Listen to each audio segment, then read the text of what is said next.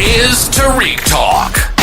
Your host, Tarik Mendes, takes you on a journey with guests from all around the world. Broadcasting around the world. Around the world. This is Tarik Talk.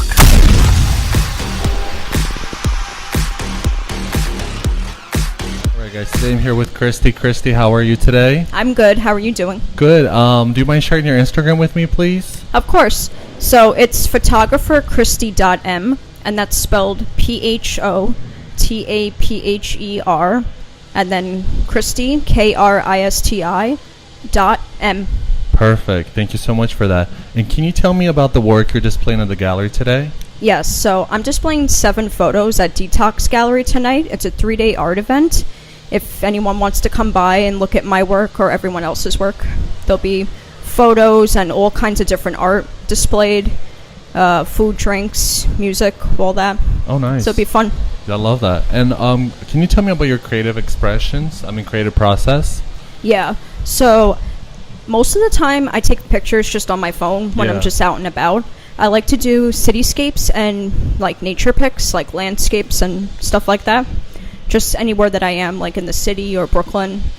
Oh, nice. Yeah. And are you like the photographer that's like always like snapping pictures? Most of the time, yeah. Oh, I love when like photographers do that. Are you able to like would you say your brain is always on creative mode, or are you able to like step back and chill, or are you always like inspired by stuff around you? I'm inspired most of the time. I have my days where I'm like drained and I just don't really pay attention to my surroundings, but most of the time I'm in the zone and I look around to see what's beautiful around me. Oh, nice. So when you're like looking for pictures, are you like actively looking for them, or you kind of just like wait till they like call you out, or kind of like, you know, catch your eye in a way? Yeah, it depends on the day. On weekends, I usually take time to myself to look around and see like what's there. But then during the week, I work like 40 hours. Oh my God. Yeah. So after work, sometimes if I like catch something real quick, I'll like stop and like observe and then take a picture and like appreciate it. And do you have anything coming up for the rest of the year besides the show tonight that's opening? Yes. So there's a place called the Holy Gallery. They have locations in New York and Paris and London and a few other places. I'm going to be doing a show there in March. Oh, nice. So, yeah, I'm going to prepare for that soon. Oh, that's so cool. And how are your days off? Like, how do you take care of like your artistic spirit so you don't get overwhelmed and like burned out? Yeah. So Saturdays and Sundays I usually chill at home for a little bit, relaxing, and then when I feel up for it, I go out, like especially if it's a nice day, and appreciate like the nature around me and all that, and then like just relax, listen to music, and take it all in. Oh, nice. And do you have any like rituals before you start taking pictures? Like do you go on walks? Like, do you have to have like a coffee or like meditate, read the paper, and then you start taking pictures, or is it like very organic for you? Well, sometimes I like to get Starbucks first, so I could have that little bit of caffeine to get me going. Yeah, the buzz, right? Yeah. And then I'll go on walks in my neighborhood to like parks and stuff, and just look around and all that. Oh, nice. Yeah. And have you always been interested in photography? Yes, ever since I was a kid I was, but I never like thought about it as a career until more recently. And do you have any like photographers you look up to or admire their work?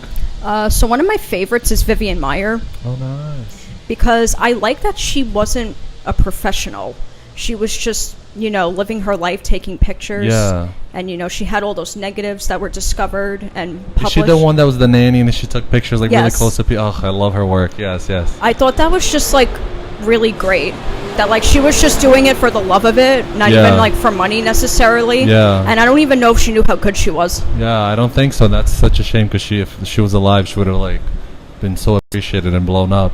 And do you have anything else that you want to share with us about your work and inspirations? I have a lot of inspirations. I have an autistic brother. Oh, nice. So I spend my weeks like taking care of him. Yeah. And sometimes it could become very draining, but then like there's good in it too. And he gives me inspiration for my photography. Sometimes I'll take like photos of him and all that. Yeah. Do you plan to do like a series of him, or like a subject or stuff like that? Maybe in the future. In the future? Yeah. Is there like any mediums that you like to try in the future? Like maybe like sculptures, or like, I don't know, like creating like like a sculpture from one of your paintings? Because I saw you have like pretty cool flowers, and I love the filters that you use and like how you edit everything. It's pretty dope. Well, I am also like a painter. Okay. And I draw too sometimes. And do you find your creative process different from photography to painting, or is it kind of the same? Like at a Starbucks? It's similar, but if I paint or draw, I have to be like at home and I need quiet. Like I can't have any distractions. Yeah. Because it's a lot of like intricate work, like trying to focus. And that's an interesting question, because a lot of people ask me to ask the artist this.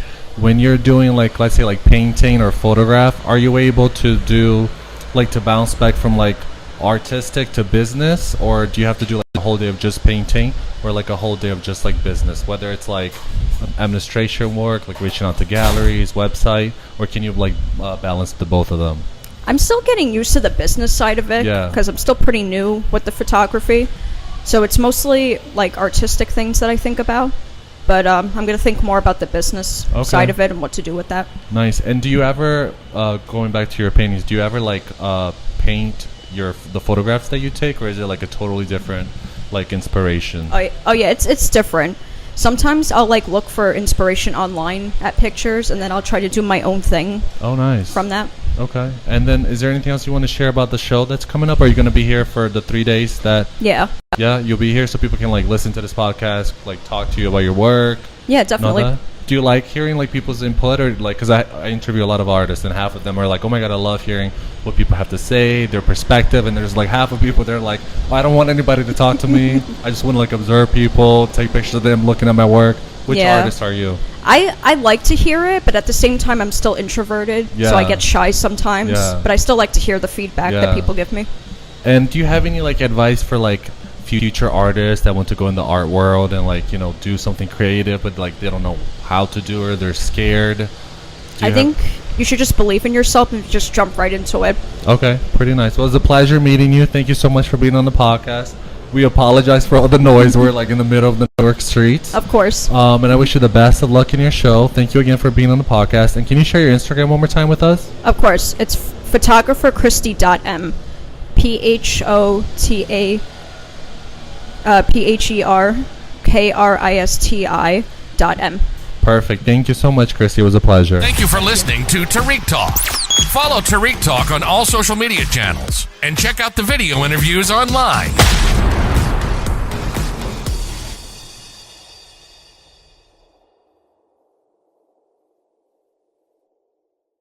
This is Tarik Talk. Your host, Tarik Mendes, takes you on a journey with guests from all around the world. Broadcasting around the world. Around the world. This is Tarik Talk.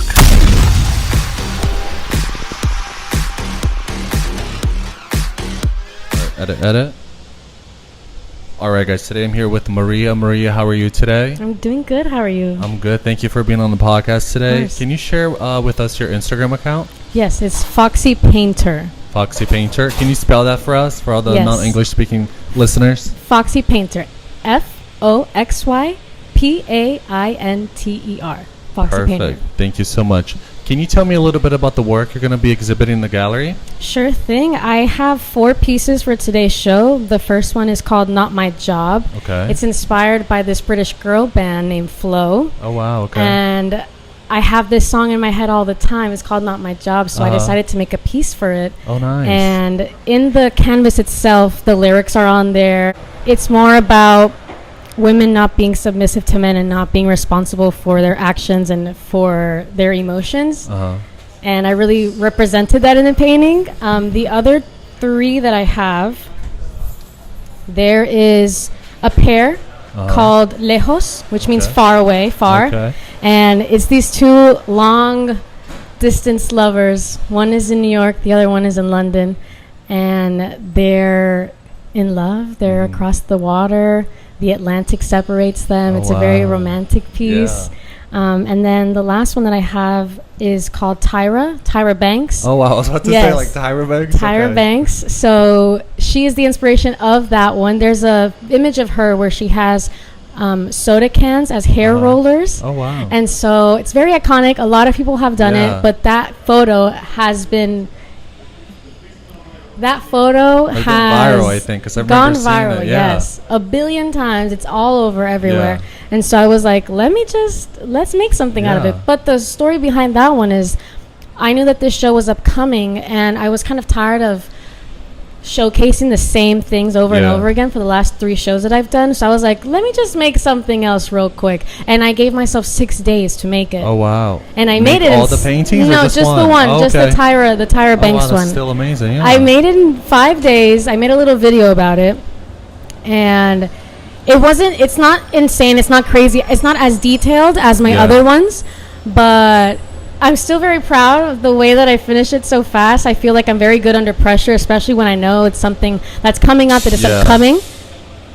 And I don't know, I'm just very happy about it. And I tend to look more into vintage looking things from like the 50s, 60s, 70s and up. And I get a lot of inspo from Pinterest, from other artists online. My favorite artist right now, her @ name is Paint by Lane. There's also Terry Urban. He's Yeah. awesome. There's a lot of cool people out there. Oh, nice. And can you tell us about your creative process? Like, how does that work for you? Sure. So, my creative process, I don't feel like there's just one way of doing something. Yeah. There's a billion ways.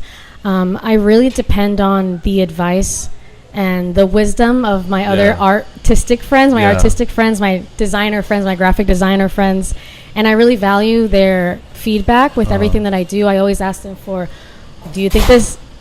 I always ask my friends, do you think this looks good? Yeah. What do you think of these color schemes? So it's more of like a collaboration with all my friends too. Outside of my friendship, I get a lot of inspo from vintage magazines that I always find at flea markets. Pinterest is a great source of finding other things, and just life, everything around me. Love that. Are you an artist that you like to collaborate and hear people's input? Yes. I haven't actually collaborated physically with another artist yet, but all my friends are graphic designers, artists, they're everything. And do you show the work before it's finished, or the midway, or how? Show the work online? No, like to your friends for like you said. Oh, like for from opinions? start to finish. From start to finish. Yeah, Oh, wow, okay. from ideation to finish. Yeah. Oh, wow. And like when you get to the studio, what kind of artist are you? Are you the artist that like get straight to work, or do you gotta have like a coffee, a cafecito, like listen to music, meditate? yo How no is that tomo for you? café. Yo no tomo café. Oh, and you do a painting in 6 days. What's your secret? Vibes. Vibes. Okay, Vibes, gotcha. energy. Yeah. That's so funny. But my number one motivation for painting is music. Music is okay. the thing that drives me. I live with my cousin. Okay. And I have an Alexa, right? And I Oh, connect okay. my Spotify to the Alexa, and Yeah. I blast it. I put on volume 10, like Yeah. all the way up. And the one thing he always he doesn't get bothered by the music, but he's always like, you can't do this without music, can you? I was like, nope. No way. I cannot. Yeah, I it's the cannot. vibes. It is. Yeah. And do you have any other shows later this year? Yes, I have one next month. Oh wow. It is in Congrats. Long Island City. Okay. I don't remember the name of No the worries. gallery right now, but I will tell you in 2 seconds. Guys, bear with us. We're in the middle of New York City. TLG, yes. TLG, New York City Art Gallery, 4342nd 12th Street, New York, New York. Perfect. Long Island City. Perfect. The theme of the month-long exhibition is Spike Lee's love for the New York wow. Knicks. That's so cool. And so they reached out to me and asked if I was able to make a piece for them. Yeah. And I have 3 weeks to make Yeah. it. So Oh, it's better than 6 days, right? Alexa better get ready to be Alexa, overworked. exactly. Right? And do you have any mediums that you think like of tackling in the future, like sculptures, like anything? Photography. I've never done any sculpture work. Photography, I mean, like, I think I have a creative, artistic eye. I feel like I could be good at that, but I use my iPhone 15 Pro, and I feel like that's camera enough. Yeah. Yeah. And do you find yourself like being inspired by everything? Like, how does inspiration come to you? Is it like out of the blue? Careful. I think that most of my inspiration is, like I said, guided by my friendships that I have. I also rely on my mom a lot. My mom is also an artist. Yeah. And I value my mom's opinions a lot too, because she's the one that taught me everything I know. She introduced me to so many different techniques, and and textures and different canvases and papers and Yeah. everything. So it's really all comes from her too. And what time of the day do you like to paint? Is it like, are you a nighttime artist, daytime, or just like a spontaneous for To be honest, it's whenever I have time, because I Whenever do time. also have a full-time job. Yeah. So whenever I get off of work, I my am goodness, okay. painting. And do you find your brain like always being on? Like, are you always having like ideas and being Oh, yes. inspired? Yes. And if you do, are you able to kind of like have a day off and like, you know, take care of your mental health, or do you like that like nonstop? That's a loaded question. I know. Yes, I like taking days off. Who Yeah. doesn't? But I also have like that guilt inside of me where it's like, if I don't create something, if I Yeah. don't do something, like I'm not going to excel. I'm not going to Yeah. continue. But I think because of also my job, I'm in marketing. I'm in a creative Oh, okay. field itself. So I'm, like you said, I'm always thinking about different things, always with other creative people, and I'm always in a safe space to make art, whether Yeah. it's for marketing or for myself. Yeah, I'm always in a good place to do it. Oh, that's dope. And do you think being Latina has influenced your work? That's a good question. I think in regard to music, Yeah. that's definitely what motivates me is Spanish music. Yeah. Whenever I'm working, whenever I'm doing anything like salsa, merengue, like get me in there. Yeah. I'm dancing while I'm painting. Some Celia Cruz. Exactly. And whenever I post whenever I post the videos that I make or anything, Yeah. it's always like a Spanish song Yeah. or something like that. So The thing I like about your work is that like it's happy, it has a lot of Yeah. colors, but then like the longer you stare at it, it has like meaning and it has like a story. So like Yeah. you know, it kind of grabs your attention, and then like you start to admire, like it's like a portal, like it just takes you like to whatever you're feeling like. You that's know, good. Art is subjective. Yeah, You make your yeah. own story. Yeah, I love I that. could give you a story, but it's up to you, honestly. And do you like because I interview a lot of artists, and Yeah. I think this is episode 56. Okay. So a lot of artists tell me like half of them are, you know, they like to observe people look at the work and not speak with them and like see their perspective, but then they also like to, you know, talk to them and hear their perspective. Which artist are you? Would you say? I would say I do both.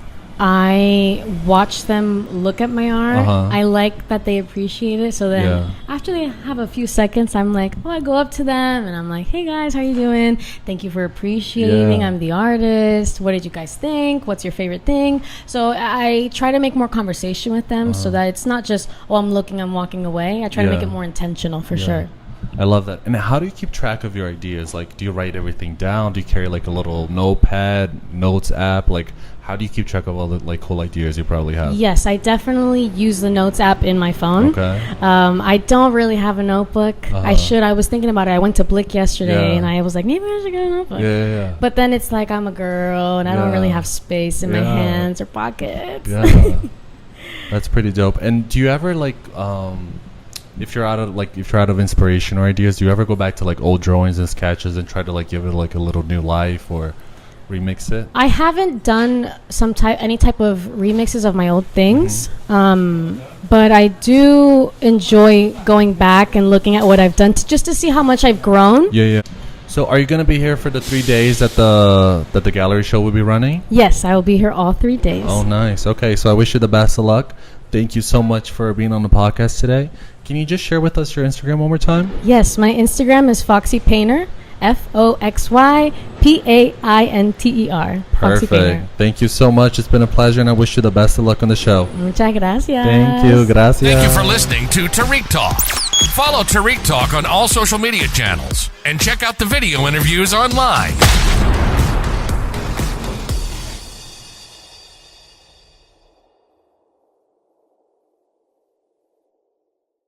This is Tarik Talk. Your host, Tarik Mendes, takes you on a journey with guests from all around the world. Broadcasting around the world. Around the world. This is Tarik Talk.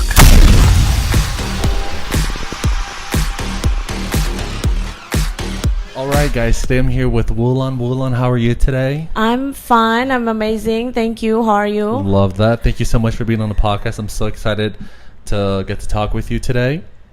I'm very excited also to Thanks. share my story. Thank you. Do you want to start by telling us your Instagram?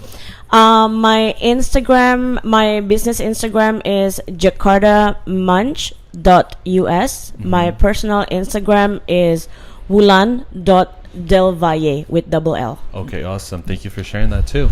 Do you want to start out by telling us a little bit about yourself? A little bit about myself. I'm a chef. I'm a mother of 2. I'm a restaurateur. Oh, wow. So yeah, I'm an accountant. I'm a marketing. I'm everything.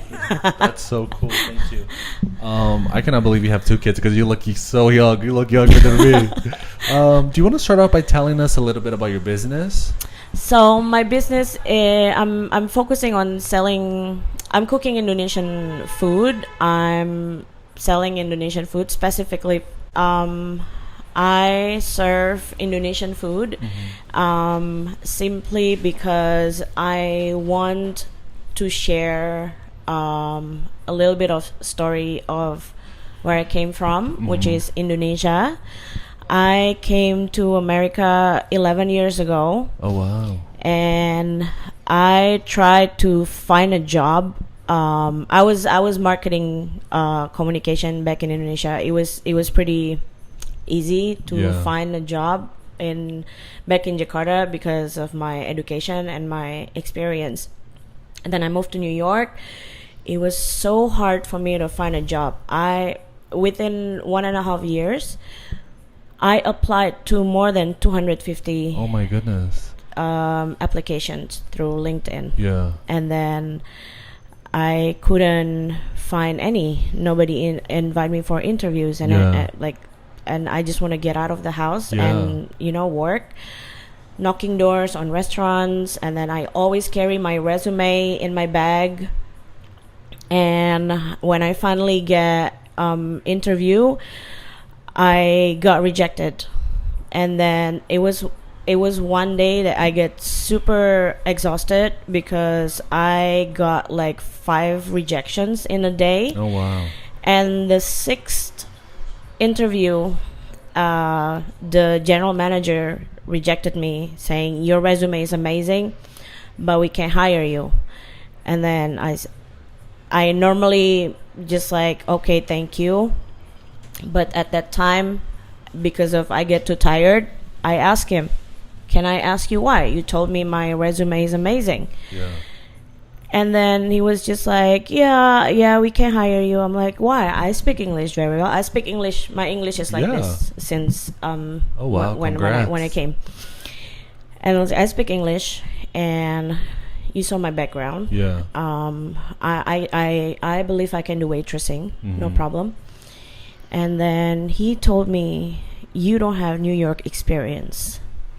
I'm like, New York experience? Yeah.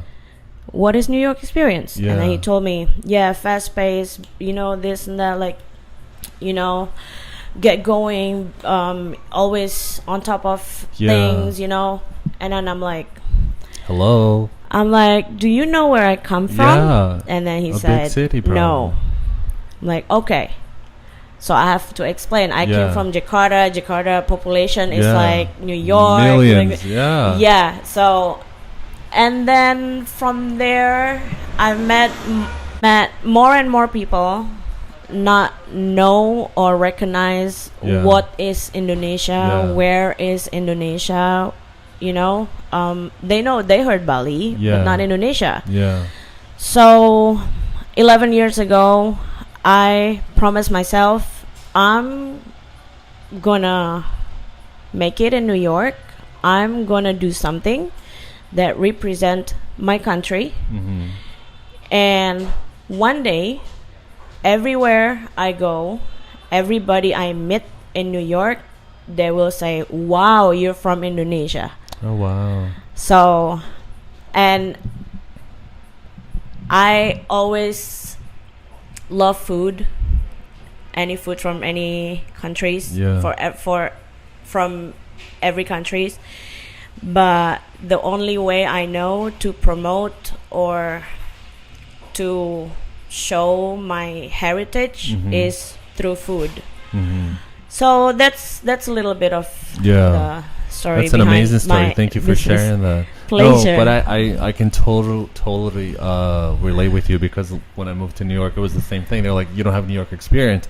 But I'm like, well, how do I get New York experience without having, if you don't give me the job? You know exactly. what I mean? Like, it's if the you craziest concept. Exactly. And then like the people that I met, they're also immigrants. Yeah. That's like, I don't think it's fair. No, and we come from even like bigger cities than New York, so that's what's so funny about exactly the comment. exactly. Yeah. And then, like, how are we gonna have New York experience if you don't people give me the chance to have New York experience? Exactly. Right? It's crazy. Exactly. So yeah, like, I didn't get a job. Yeah.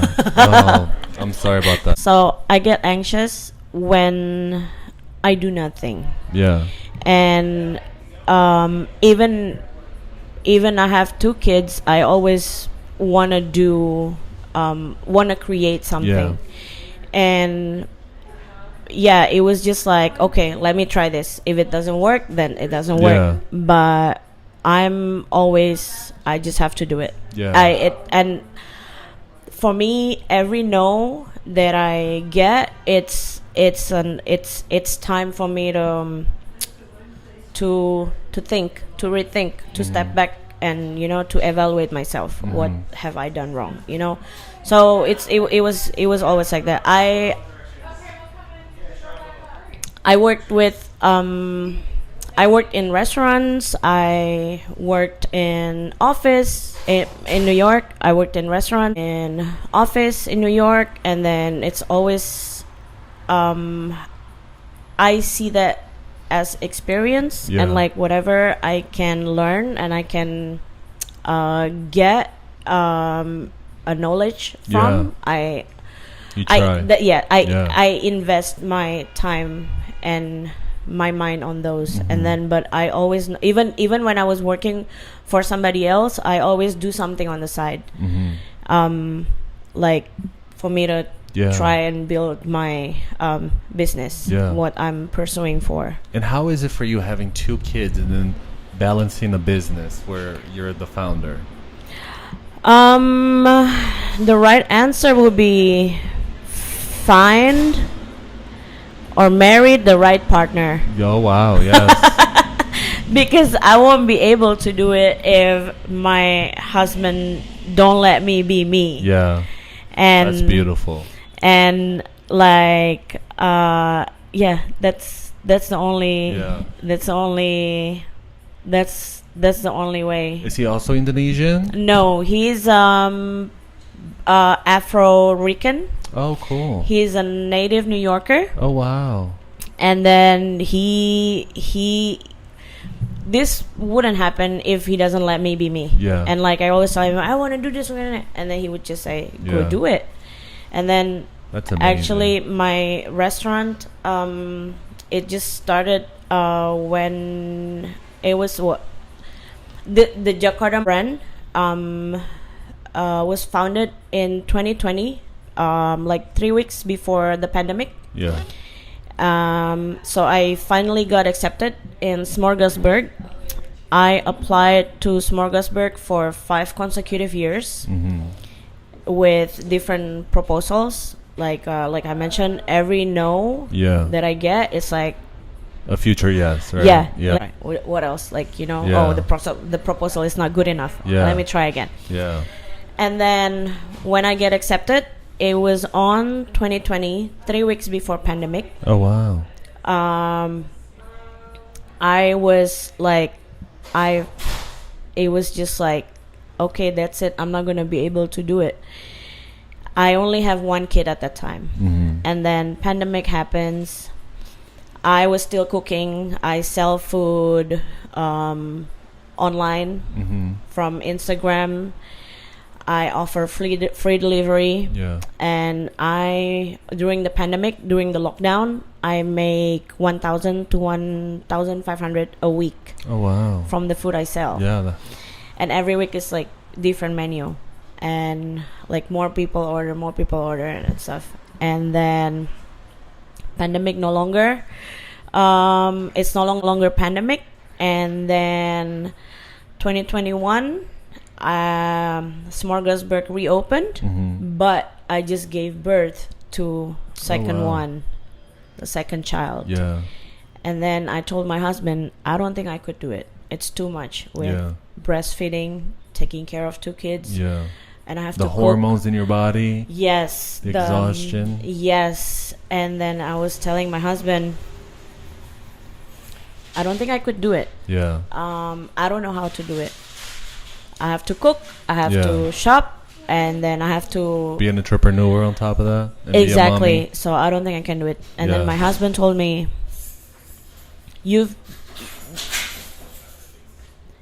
this is what you've been waiting for. Yeah. You tried for 5 years to get into Smorgasburg. If it's not now, when? Yeah. We'll figure it out. I said, damn it, let's do it. Yes. So yeah, that's amazing. It's from there. And how do you come up with like the idea for the dishes? Like, do you just cook things that you personally love, or do you try to like source new ingredients, new recipes? I started with the food that I grew up eating. What my grandma makes, the food that makes me happy and excited. The food, the menu that I come up with is basically the food that makes me happy, that I grew up eating. Whether it's from my grandma, whether it was the celebration food, and then from there I just remake it. There's I think the main menu in my restaurant, back when I was a kid in Indonesia, growing up in Indonesia, those food I can only eat during Eid Mubarak celebration. Oh wow, okay. So I can only eat it once a year. Oh wow, okay. And then I moved to New York when there's Eid Mubarak, the Muslim celebration. Indonesians in New York make that food also here in New York, but we can only eat it once a year. Since I'm a chef and it's my own restaurant, I said, no, I'm gonna have this every day. Wow, that's so cool. Every freaking day. So yeah, there's the biggest challenge is to find Indonesian ingredients. So it would take me like a while. Wulan, how do you source your menu? Like, how do you get inspirations? Are you inspired by home, like food you had in your childhood? It's basically the food that I grew up eating and the food that makes me happy, the food of celebration. It's basically starts from there, because that's when my artist side of me, that's like I have to do from what I love. Yeah, from the heart. Yeah, from the art, from the heart, from like the connection that I have with the food. Yeah. And from there, I'll just I'll do whatever it takes to make it as tasty and as nice as how I remember I eat it back in Indonesia, so that my customers, people could eat it too, and makes them happy. And what do you hope for people that come and have your food? Like, what do you hope, like the experience that they have? The warmth and the comfort, that the feelings, like good, nice, comforting feelings. That's what I'm expecting. Like, because I make everything from scratch, and I hope it could reflect on the energy and the love that I put on my food, and they could feel it. Yeah, I love that. And what do you say to like future entrepreneurs that are like scared to take the chance, scared to take the leap that you took? Like, what advice would you tell yourself today, then, when you were starting out, that you wish you knew? Just do it, and be flexible. Be flexible in many ways, as in your feelings, your mind, your like everything, like, because being flexible is a great way, whether you're entrepreneur or not, I guess, to adapt to, you know, like, be stubborn, but stubborn on your effort, stubborn on your I have to make it work, but be flexible because you could learn and open on new things and learn new things. And sometimes, because many times it doesn't go as we planned, not as perfect as how it should be. Things could fall into pieces. Yeah. And if you're not flexible, I think you're gonna have a big heartbreak. I don't think it's gonna be easy. Yeah, go with the flow, right? Yeah, yeah. And how do you come up with ideas for your dishes? Like, do you like, when they come to you, do you see them like as a finished recipe? Do you see like the product like finished in your mind, like with the colors? Like, how did like the food you create come to you?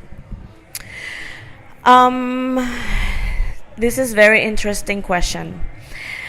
Most Indonesians, even for Indonesians, and back in Indonesia, like my friends from school, my family, when they see my dishes, they're like, "How come it looks more appealing? It's more, it looks more colorful." Oh wow! Because I think that's my love and the artistic side of it, like how to make this colorful and delicious. So like, somehow I never found purple cabbage back in Indonesia, and here I was like, oh, there's cabbage that has purple color. You know what, like, I'm gonna make that as a pickle.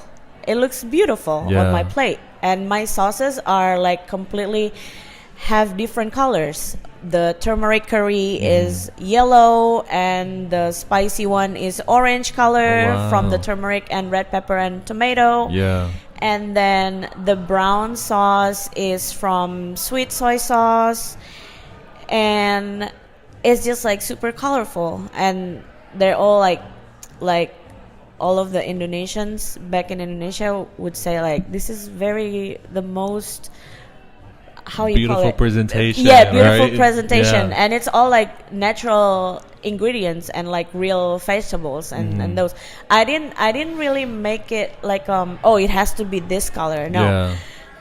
It's by just instinct almost, because because like the turmeric curry that I have in my menu is the food that I eat like every year for the Muslim celebration in Indonesia. But I want to have it every day in my restaurant.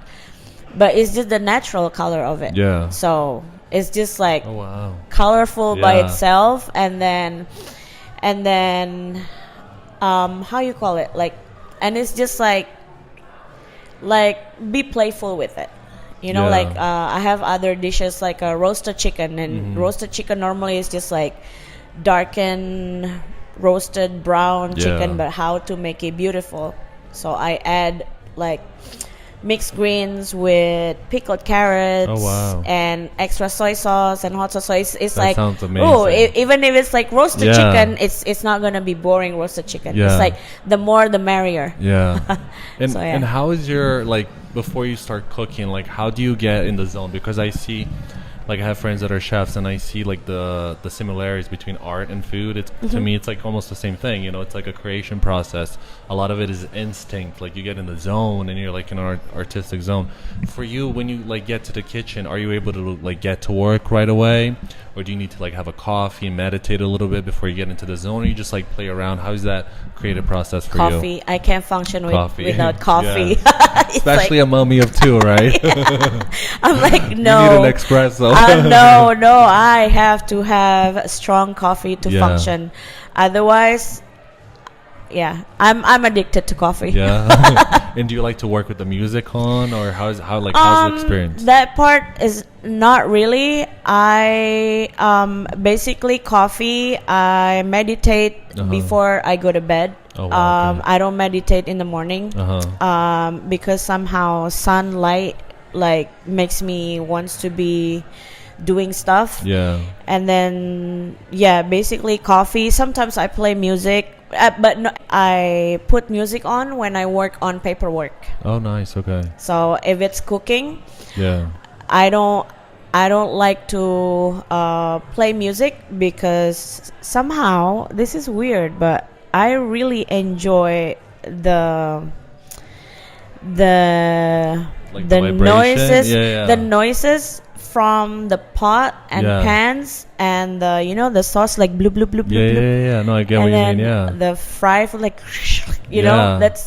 that's like It's my like music. stimulating to the Yeah, brain, that's right? my Yeah. music. That's my music. So Yeah. I don't like to put music on. Some Yeah. chefs put music on Yeah. like really loud. My cook in my kitchen, Yeah. they put music really loud, but when I Yeah. come into the kitchen, I put it down. Yeah, no, I totally agree. Because I have some friends that they do, they're chefs, and some of them like cook with like crazy rock and roll heavy metal, like screaming, and then some cook with like opera super high, and then some say the same thing. They're like, no, I want to hear like the boiling water. I want to hear the blue, blue, blue. I want to hear like when I mix the mashed potato. To me, that's like rewarding. It just makes the experience higher, you know? Yeah, that's me. I love that the music of the kitchen tools and the food that I'm cooking. Yeah.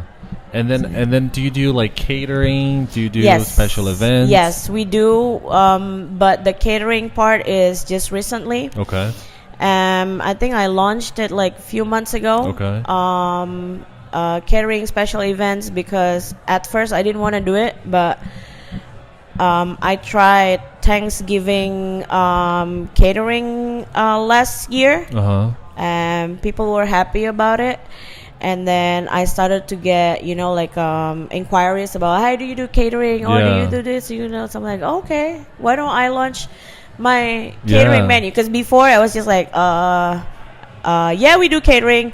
Do you have the menu? What do you want? So it's like more like random and just like, tell me what you want. I'll cater. So, but now I have catering menu. That's amazing. Yeah. And then people can just like find that on your Instagram or yes.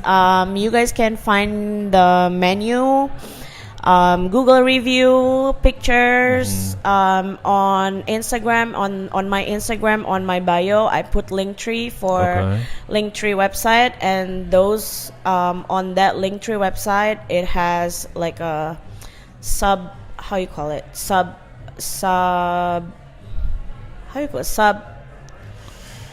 options, like options for for all the stuff, catering menu, Google review. Do you do pop-ups? Because that's like very hot right now. A lot of people. Actually, I started my business with pop-ups. Okay. That's the best way to get connections and to hear feedback from customers, from people, interaction, connection. That's how I started, and everything's developed from there. I hear what my customers want, I hear what people want, and that's amazing. And where do you see yourself in the future? What's something that you want to accomplish and tackle? I want to be bigger than Chipotle. Ooh, fancy. I'm sure you can, because you have great work ethic and great ideas. I want to be bigger and better version of Chipotle, because I don't know, it's just that that's my goal, and I want people to normalize eating healthy, delicious Indonesian food over cold sandwich with just something average, preservatives, right? Yeah. Something like, healthy but tasty. Healthy, tasty, and quick also. Awesome. Yeah. Awesome. Well, Wulan, it's been a pleasure talking to you. Thank you so much for being on the podcast. Thank you for having me. Of course. Do you mind just giving us your Instagram account for those listening, please? Yeah. So my Instagram account, my personal Instagram account is Wulan, ULAN.Delvalle, DELVALLE. And my restaurant's Instagram account is jakartamunch.us. Perfect. Thank you so much again. It's my been a pleasure. Thank you so much for having me. Of course. Guys, please make sure you follow her. Order from her. Catering pops up. She's ready. She's an amazing, talented lady. So until next time, I'll definitely be going by to try your food because it sounds so tasty. Can't wait to feed you. Oh, I can't wait. And then the chicken you were talking about made me so hungry. So next time we see each other, hopefully we do like a year from now, we touch base, like, you know, since the first episode we did together. Yeah. But yeah, that's it. Thank you again. It was a or pleasure cater meeting you. to any of your events. Yes, I will love that. Like, I'll definitely have something soon for sure, and I'll reach out to you. Thank you so much. Thank you again. It was a pleasure. Thank you for listening to Tarik Talk. Follow Tarik Talk on all social media channels and check out the video interviews online.